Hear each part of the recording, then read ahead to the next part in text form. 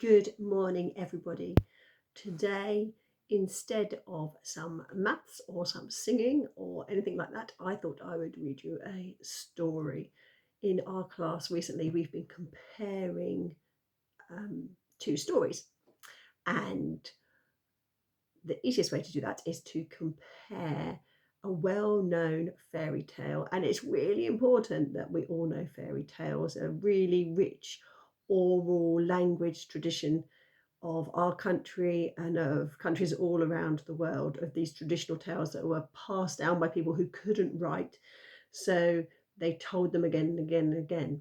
And as they were told and passed down generations, they were changed and altered, which is why my version of Little Red Riding Hood is different to the children's version of Little Red Riding Hood that they heard as children, which is why Mrs. Francis's version of Little Red Riding Hood is also different to mine. It's been really interesting exploring that and the language of those stories in our class. But the other thing we've been doing is listening to and reading alternative versions of some of those tales and talking to the children about how we can compare them. What's the same? What's the difference? What's thematically the same? What about the settings? What about the characters? How do we feel about them? Which ones do we prefer?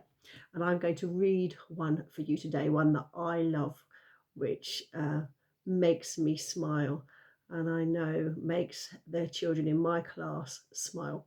This story is called The Wolf's Story. It's by Toby Forward and illustrations by Isa Cohen. And it is the story of what really happened to Little Red Riding Hood. Here is the beautiful front cover.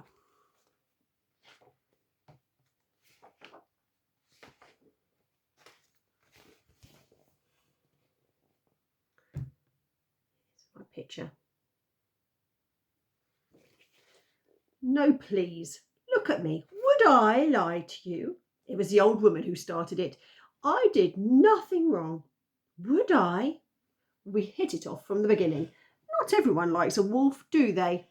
Look at you. You're not certain. Would you like to come and sit a bit closer while I tell you about the kid? I don't bite. No? Sure. Okay, up to you. Anyway, I did odd jobs for the old woman. Called her grandma, we were close.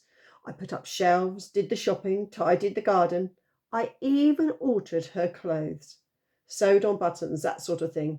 I'm versatile. Sort of a new wolf. Vegetarian cuisine a speciality. If I eat any more lettuce, I'll turn green. But that's too much information. Are you sure you wouldn't like to sit closer? And here's a wolf with his vegetarian cuisine.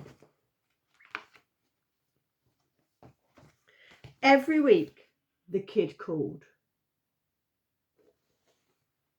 with a basket of toffee. I tell you, that toffee was so bad it made Grandma's teeth stick together, and you don't want toffee messing with your false teeth. But Grandma looked forward to seeing the kid. She even made her a red cape so she could see her coming. Did anyone ever make me a cape? Me. I didn't like the kid being there. She never spoke to me. She seemed nervous. Can you believe that? When Little Red was there, I felt left out. I tried to join in. I even offered to eat the toffee, and that stuff could ruin a wolf's good teeth. So you see how I tried, but they just ignored me. Beautiful illustration here.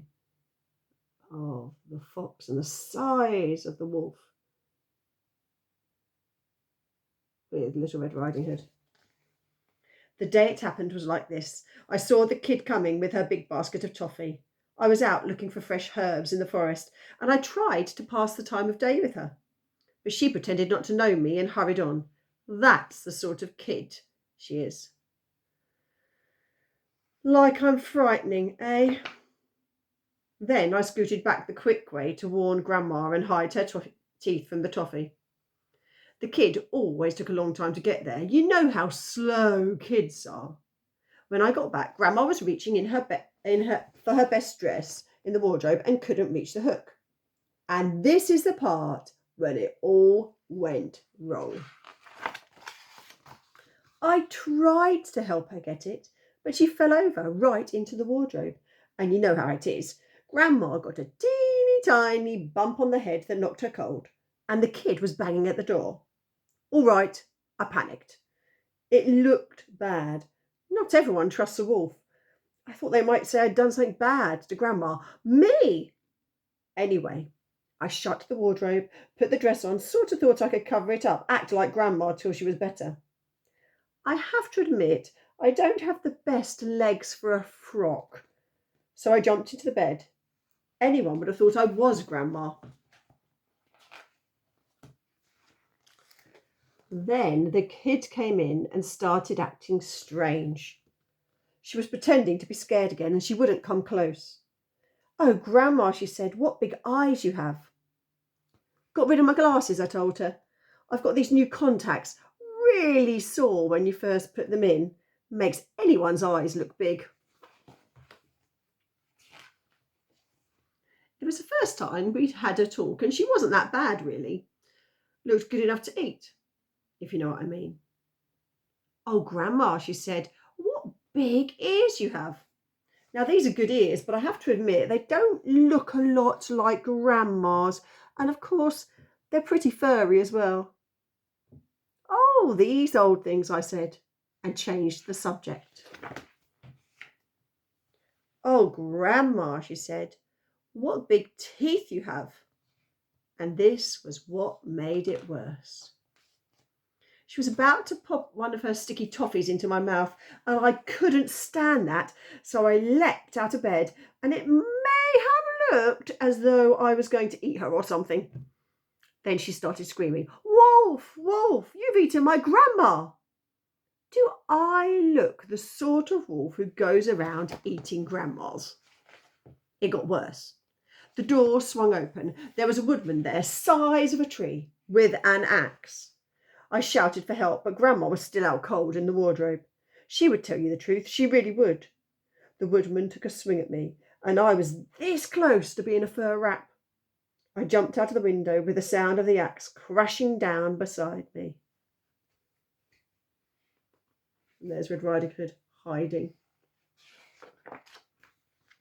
I ran all the way to town, and I have to tell you, a wolf in a dress is an embarrassed wolf.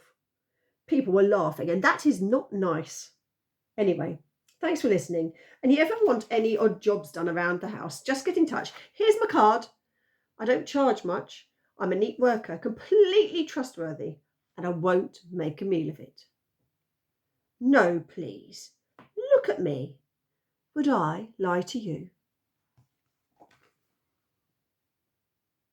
What do you think of the wolf?